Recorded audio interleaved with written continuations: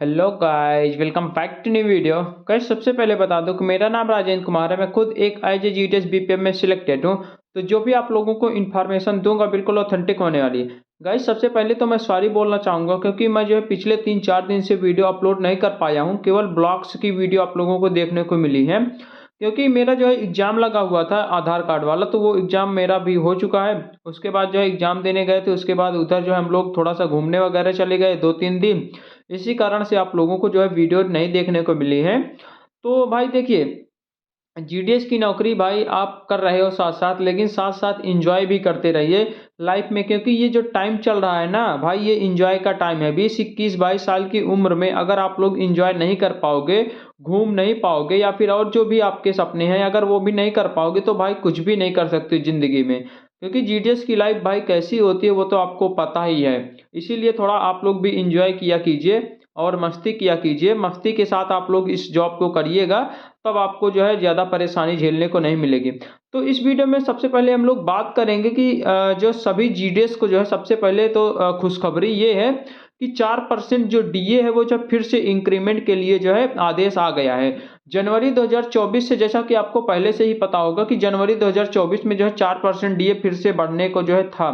तो उसी के रिकॉर्डिंग जो है एक अपडेट आया है, उसी को हम लोग देखने वाले हैं इस वीडियो में।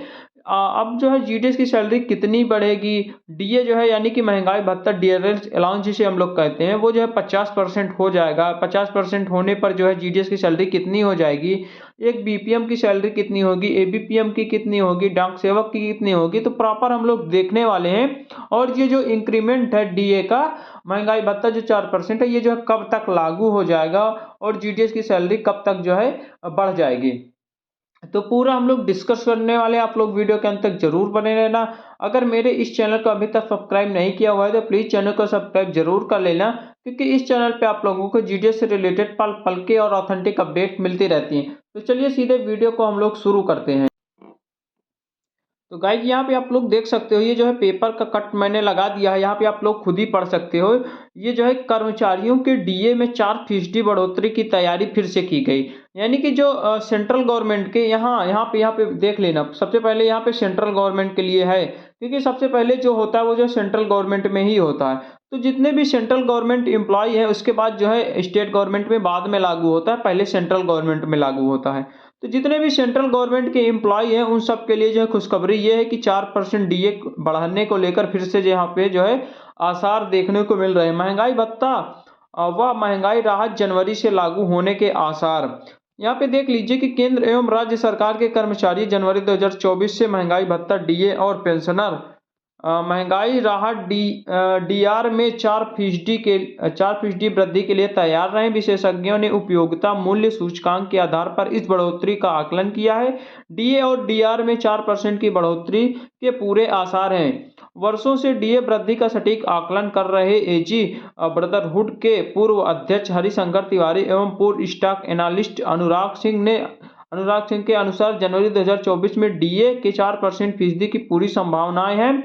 जनवरी 2023 से नवंबर 2023 तक प्रति माह उपभोक्ता मूल्य सूचकांक के आधार पर कर्मचारियों के डीए और पेंशनर के डीआर में 4% की वृद्धि होनी चाहिए। हरिशंकर तिवारी बताते हैं कि अब अगर दिसंबर का उपभोक्ता मूल्य सूचकांक 9 अंक कम होता है तो डीए बढ़ोतरी 30% तक सीमित हो जाएगी। सूचकांक 23 अंक बढ़ता है तो डीए में 5% की बढ़ोतरी होगी। तो यहाँ पे आप लोग देख लीजिए कि जो दिसंबर का जो उपभोक्ता मूल्य होता है उसमें अगर सूचकांक का मूल्य अगर 9 अंक रहता है, तब जो है डीए बढ़ने की जो वो है वो जो है 3% डीए बढ़ेगी। ठीक है, यानी कि महंगाई भत्ता 3% बढ़ेगी। अगर सूचकांक जो है 23 अंक बढ़ता है तो डीए जो है 5% बढ़ने के यहाँ पे संभावनाएं हैं। तो वो तो दिसंबर का वो जो है देखा जाएगा, अभी अभी हालांकि कैलकुलेट नहीं किया गया है, लेकिन दिसंबर के हिसाब से इसमें जो है बढ़ोतरी देखने को मिलेगी। ठीक है, या तो 3% से लेकर 5% तक यहाँ पे बढ़ने की पूर्ण संभावना है। ज्यादातर कोशिश यही 4% जो है बढ़ी गई, यही जो है यहाँ पे आकलन किया जा रहा है।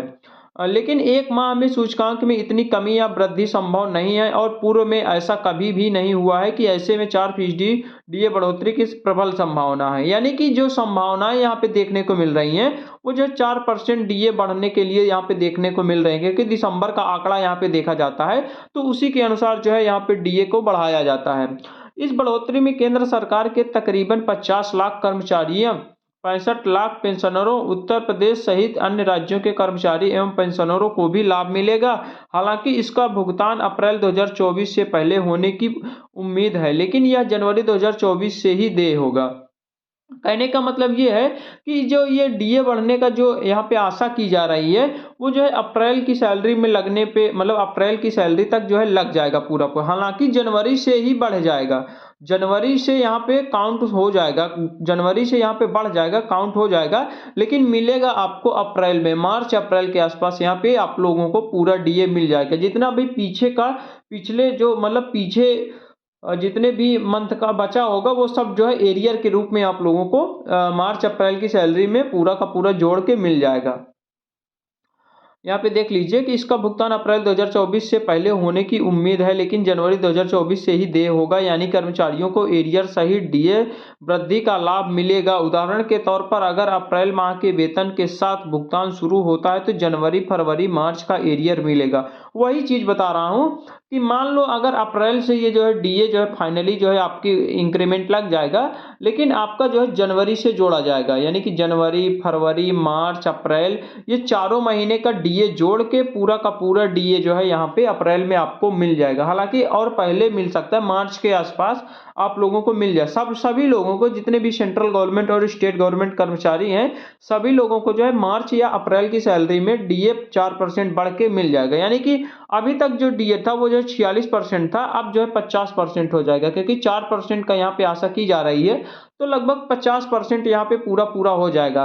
तो जितनी भी आपकी सैलरी है उसकी मूल वेतन का 50% आप लोग निकाल लीजिएगा तो वो पूरा पूरा आपका जो है डीए हो जाएगा, यानी कि महंगाई भत्ता हो जाएगी। तो आप लोग यहाँ पे खुद ही देख लीजिए, मैं यहाँ पे अपने से कुछ भी नहीं बता रहा हूँ। जो यहाँ पे न्यूज हम लोगों को मिल रही है, जो यहाँ पे आंकड़ा लगाया जा रहा है, वही चीज मैं आप लोगों को समझ जो है प्रस्तुत कर रहा हूँ, तो आप लोग खुद ही देख सकते हो। उसके बाद अब हम लोग बात करते हैं कि जब भी डीए, यानी कि अभी तक का जो डीए अभी 46% चल रहा है, नवंबर 2023 से यहाँ पे जो है जुड़ा था।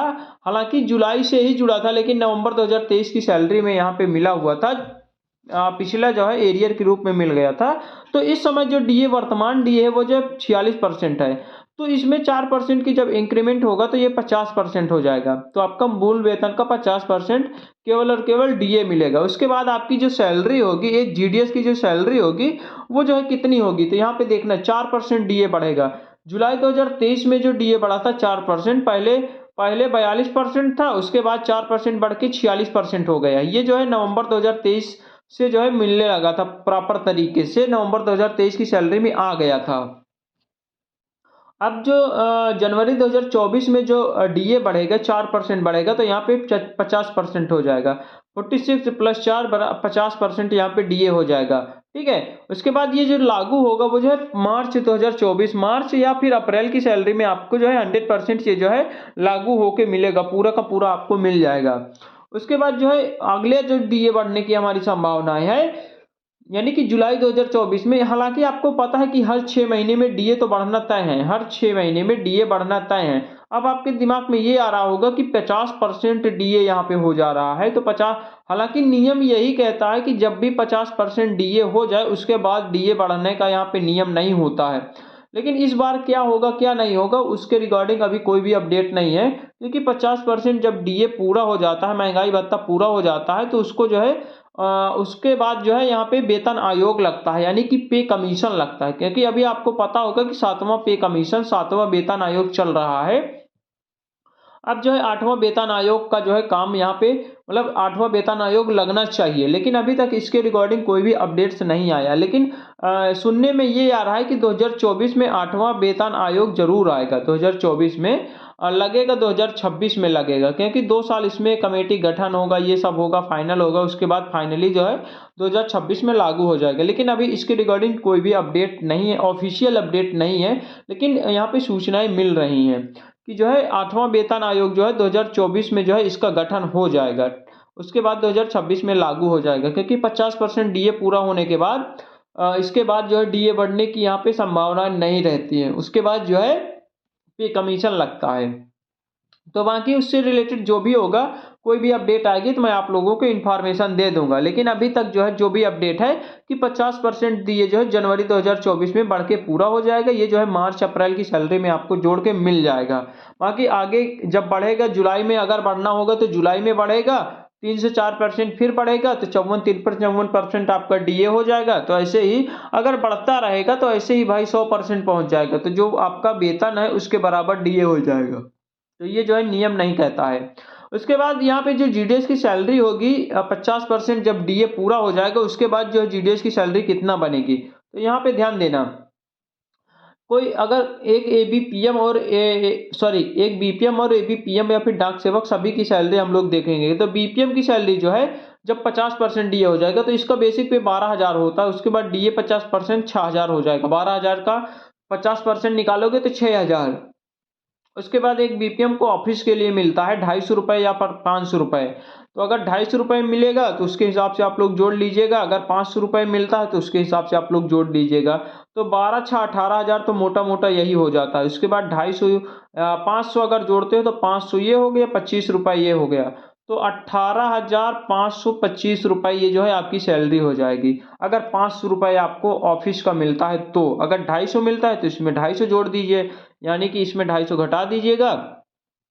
तो आपकी जो है सैलरी जो है 18,000 प्लस जो है यहाँ पे देखने को मिल रही है। अगर 50% दिए हो जाएगा तो 18,000 तो यही पूरा पूरा हो जाएगा। उसके बाद 200, अगर 250 इसको जोड़ोगे, 25 इसको जोड़ोगे तो 18,250 ये हो गया प्लस 25, यानी कि 18,275 रुपए ये जो है 250 अगर मिलेगा तब होगा। ठीक है। उसके बाद अगर एक एबीपीएम हो या फिर डाक सेवक हो तो उसका 10,000 बेसिक पे होता है। डीए 50% 5,000 रुपए ये हो गया। साइकिल अलाउंस के लिए 180 रुपए मिलता है, तो आप लोग खुद ही जोड़ लीजिए कि 15,000 मोटा मोटा तो यही हो गया। 10 और 5 15,000। उसके बाद 180 रुपए इसको जोड़ लीजिएगा। तो इतना वेतन आपको जो है मिलने वाला है। इतनी सैलरी आपको जो है 50% दिए पूरा होने के बाद इतनी सैलरी आपको मिलने वाली है। तो आप लोग खुद ही काउंट कर लीजिएगा। ठीक है। बाकी अगर कोई भी सिंगल हैंडेड बीओ हो तो उसको जो है सीडीए मिलता है, कंबाइंड ड्यूटी अलाउंस मिलता है। अगर कोई सिंगल हैंडेड बीओ हो, अगर एक बीपीएम है वो एबीपीएम का काम करेगा तो 2350 रुपए उसको सैलरी के अलावा अलग से मिलेगा। अगर कोई भी एबीपीएम है और वो जो है बीपीएम का भी काम करता है तो उसको 1950 रुपए जो है यहाँ पे सीडीए मिलता है। सिंगल हैंडेड बीओ में कंबाइंड ड्यूटी अलाउंस होता है, यानी कि दोनों की ड्यूटी करने पर इतना मिलता है।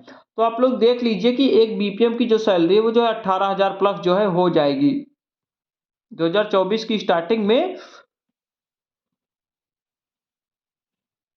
सॉरी, यहाँ पे 2024 की स्टार्टिंग में ही 18,000 के ऊपर जो है सैलरी यहाँ पे देखने को मिल रही है। ठीक है। उसके बाद यहाँ पे भी 15,000 के ऊपर सैलरी देखने को मिल रही है। तो आप लोग खुद ही देख लीजिएगा। बाकी जब भी वेतन आयोग लगेगा या फिर कोई भी और भी इंफॉर्मेशन होगी तो मैं आप लोगों को जरूर प्रोवाइड करवा दूंगा।